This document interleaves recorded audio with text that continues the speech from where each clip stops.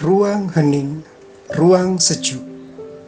Hari Selasa dalam Oktav Paskah 19 April 2022. Bersama saya Leon dari Paroki Santo Stefanus, Surabaya. Marilah berdoa. Dalam nama Bapa dan Putra dan Roh Kudus. Amin. Allah Bapa yang baik, kami bersyukur dan berterima kasih atas segala berkat dan anugerah yang boleh kami terima dan rasakan sampai pada hari ini. Pada pagi hari ini kami mohon berkat-Mu supaya kami boleh memahami sabda-Mu dan melakukannya dalam kehidupan kami. Ini semua kami mohon demi Kristus Tuhan dan pengantara kami. Amin.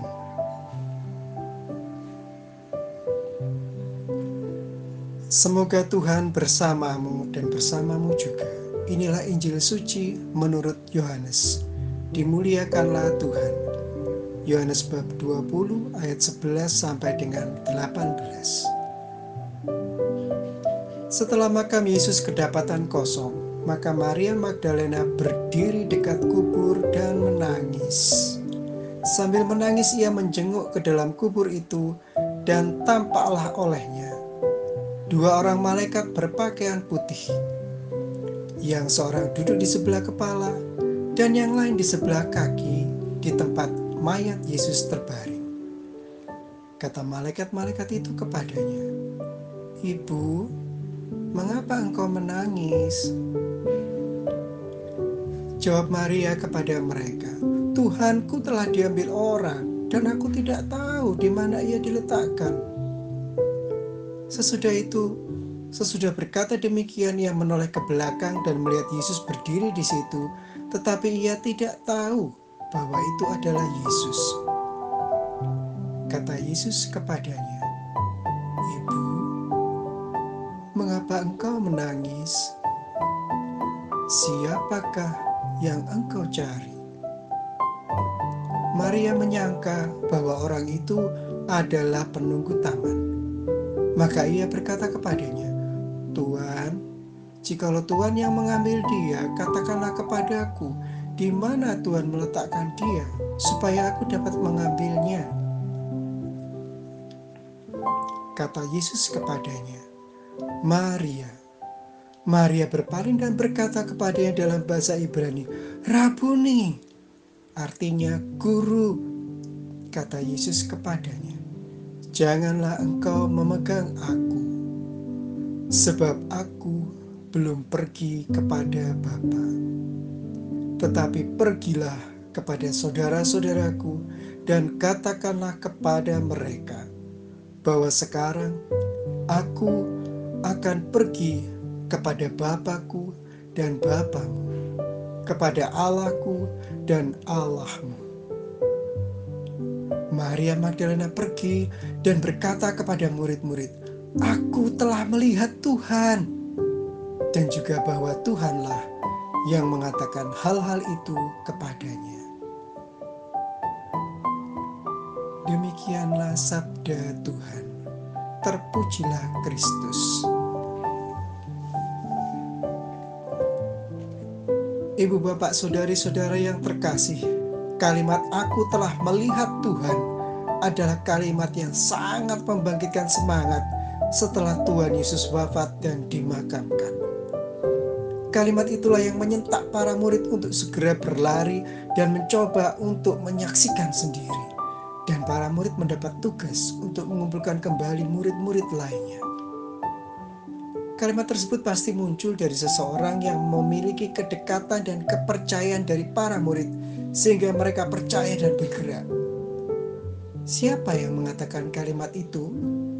Yang mengatakannya adalah Maria Magdalena. Maria Magdalena adalah seorang pelacur yang akan dirajam oleh banyak orang. Namun ketika dibawa ke hadapan Yesus, Tuhan Yesus malah menantang banyak orang untuk melemparinya dengan batu, dengan catatan bila mereka tidak memiliki dosa. Maria Magdalena adalah seorang pendosa yang diselamatkan jiwa dan raganya oleh Tuhan Yesus setelah ia mendengarkan kalimat Tuhan Yesus, "Aku juga tidak akan menghukummu. Pergilah dan jangan berbuat dosa lagi." Bagaimana mungkin kalimat seorang pendosa bisa membangkitkan dan menggerakkan para murid lainnya? Disinilah letak kekuatan pertobatan. Ketika Maria Magdalena bertobat, dia tidak berbuat dosa lagi dan mengubah hidupnya dengan mengikuti Tuhan Yesus, mendengarkan ajaran-ajarannya, dan melakukannya dalam kehidupannya. Itulah pertobatan sejati. Maka kesaksian Maria Magdalena yang mengatakan, "Aku telah melihat Tuhan," benar-benar kesaksian yang sangat mendalam dan langsung membuat para murid percaya dan bergerak untuk berbuat sesuatu. Ibu, bapak, saudari-saudara yang terkasih, sakramen baptis dan sakramen krisma yang telah kita terima mengandaikan kita memiliki kedekatan personal dengan Tuhan Yesus, mengandaikan kita selalu mengikuti Tuhan Yesus, mengandaikan kita selalu mendengarkan pengajarannya dan melakukan sabdanya dalam kehidupan kita sehari-hari. Melakukan sabda itu nama lainnya kesaksian hidup. Bila kita bersedia melakukan sabdanya dalam kehidupan sehari-hari, maka orang-orang akan mengakui bahwa Allah Bapa di surga benar-benar ada dan baik sekali. Santa Faustina, yang adalah seorang santa di abad ini, dengan jelas mengingatkan kita bahwa perbuatan baik itu jelas-jelas adalah perbuatan kasih. Memberi makan orang yang kelaparan, mengunjungi orang dalam penjara, menyapa orang yang kita temui, tersenyum dengan tulus kepada siapa saja yang kita temui. Silakan, Anda dan saya pilih mau melakukan yang mana yang kita mampu. Bila kita kesulitan untuk melakukan itu semua, maka Santa Faustina masih memberikan satu cara yang ampuh. Berdoalah bagi banyak orang dalam keheningan, karena doa mampu menembus sekat-sekat yang ada. Mas, piye mas? Kok sepertinya sok suci ya kalau kita melakukan perbuatan-perbuatan itu? Haha, Anda mau masuk surga? Jawab dulu. Yang mau saya katakan adalah, jika banyak orang secara viral memuji Tuhan di pinggir jalan dengan cuek karena yakin masuk surga, mengapa Anda dan saya tidak melakukan satu perbuatan baik setiap hari? Berani masuk surga? Ada niat masuk surga? Mau nggak mencoba melakukan satu perbuatan belas kasih dan bonus masuk surga? Lakukanlah, maka Anda dan saya akan menikmati hasilnya sendiri.